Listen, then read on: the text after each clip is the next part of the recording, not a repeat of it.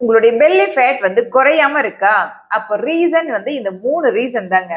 Hi, I'm coach Umashankar. இந்த மாதிரி ஸ்ட்ரகிள்ல இருக்கிற நிறைய பீப்புளுக்கு நாங்க கைட் பண்ணி அவங்கள ஃபிட் அண்ட் ஹெல்த்தியர் டிரான்ஸ்ஃபர்மேஷன் வந்து பண்ணியிருக்கோம்.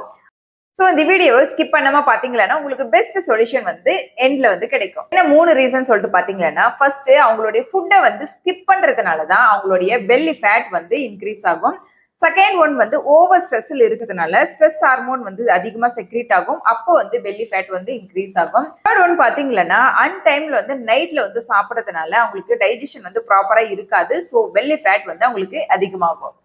இதுக்கு பெஸ்ட் 3 சொல்யூஷன் என்னன்னு சொல்லிட்டு பாத்தீங்கன்னா, ஃபர்ஸ்ட் ஒன் வந்து நைட் டின்னர் வந்து 7 to 8 வந்து எடுத்துடணும். செகண்ட் ஒன் வந்து அவங்களுடைய ஃபுட்டில் வந்து புரோட்டீன்ஸும் அண்ட் ஃபைபர்ஸும் வந்து சஃபிஷியண்டா ஆட் பண்ணிக்கணும்.